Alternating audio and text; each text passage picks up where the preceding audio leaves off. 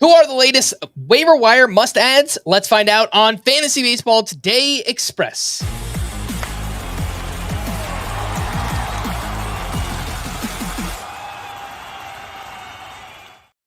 Welcome into FBT Express on Tuesday, July 22nd. I am Frank Stampfl, joined by Chris Towers. And the big news that we got here late on Monday night was that Tanner Scott left with a trainer during a relief appearance and apparently felt a sting sensation in his forearm, most likely going on the IL and getting an MRI on Tuesday. So we're losing a potential top 15, top 12 closer in fantasy. Chris, what do you think happens here in the Dodgers bullpen sans Tanner Scott?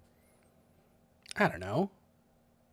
I mean, it's the Dodgers. When Tanner Scott is available, he gets most, but not all of the saves. When Tanner Scott's not available, who knows? It could be a completely wide open situation. Alex Vesia has been the primary setup man in the eighth inning for the Dodgers this season. Kirby Yates obviously has closing experience. He was an elite closer last season.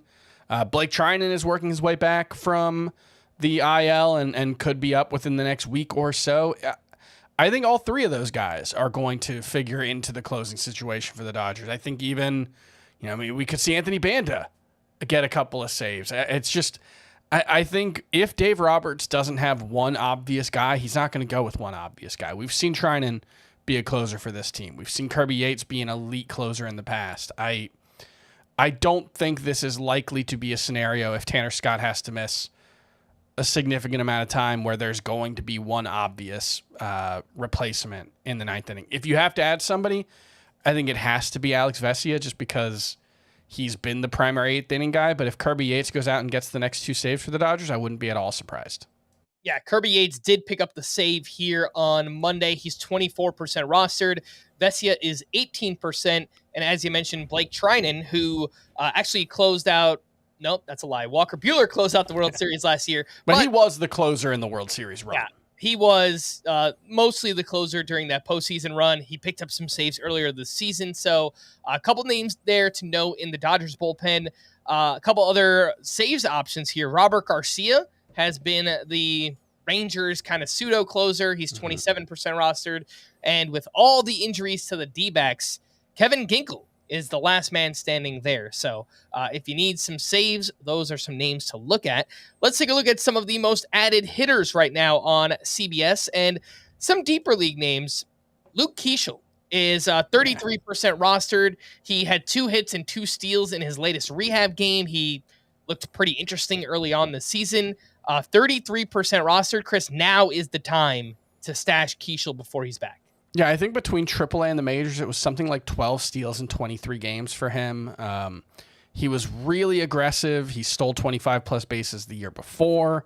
They gave him the green light when he got to the majors. He has a knack for getting on base. There's a little bit of pop. It could be a really, really useful skill set in all fantasy formats, but I think especially Roto because of the speed for Luke Keeschel. And I do expect him to play pretty much every day for the Twins once he's healthy.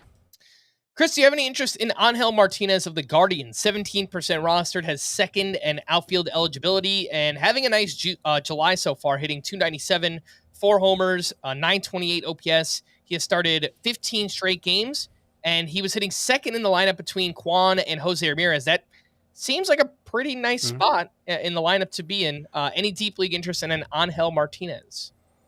Not really. I don't think there's a lot here. He's got a 290 WOBA for the season. It's a 262 X WOBA. A 22% strikeout rate is not alarmingly high, but it's pretty bad if you don't hit for much pop. He doesn't really steal bases. He doesn't walk at all.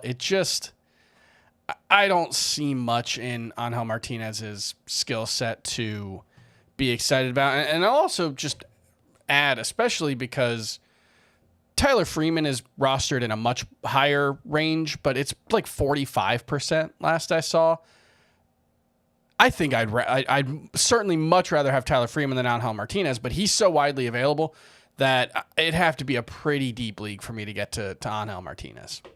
All right, let's take a quick break. When we return, we'll talk a little bit about some deep league catchers and some pitchers right after this. The crowd loves champions. Gladiator 2 is an epic spectacle. Remarkable! To amuse you is my only wish. The glory is yours, not mine. Very good. Gladiator 2, rated R, now streaming on Paramount Plus. Welcome back in FBT Express, taking a look at some waiver wire options, some interesting two-catcher league names here.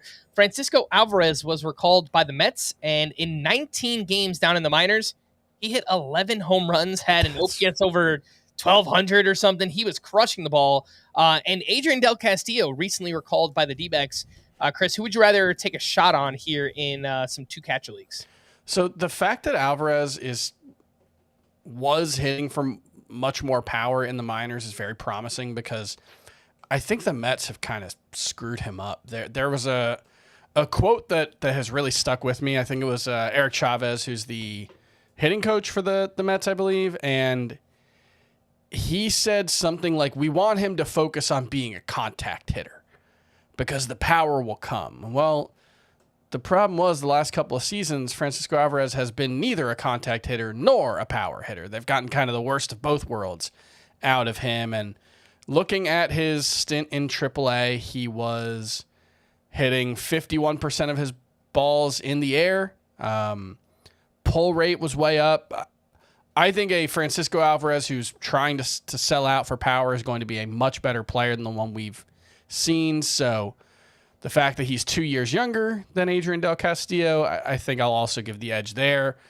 That being said, I really like Adrian Del Castillo. I think he's a really interesting talent. I think he might just be a really good hitter. And the fact that he's not really going to catch for the Diamondbacks doesn't really bother me, because a strong side platoon DH, that'll play plenty for a two-catcher league.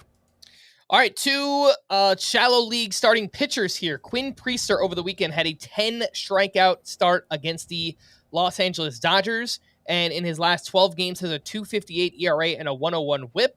Trevor Rogers is the other name here, who turned in another quality start over the weekend, has a 1.74 ERA, 0.87 WHIP here with the Orioles. Chris, who would you rather have between Priester and Trevor Rogers?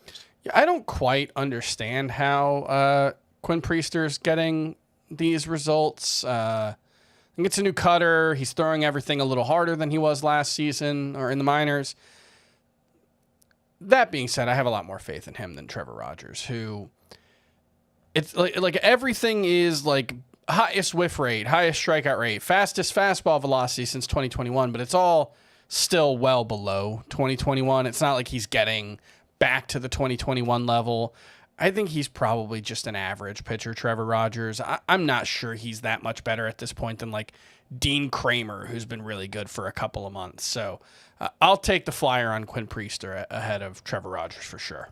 And two other pitchers, both under 50% rostered on CBS right now. Zebby Matthews returned over the weekend for the Twins. He wasn't great. It was in Coors Field. He did have 17 whiffs on 77 pitches.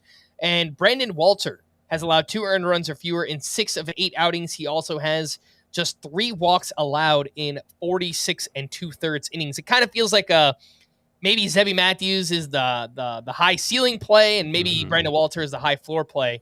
But who do you like between those two? I like both of these guys quite a bit, actually, because Walter is managing to pull off the super low walk rate trick without sacrificing strikeouts. He actually has like a 25% strikeout rate. He's limiting hard contact. He's doing kind of everything you want. So I think Brandon Walter is actually pretty good, despite, it's like a 91, 92 mile per hour fastball, but he gets whiffs with it. He generates weak contact. I like a lot of what we're seeing from him.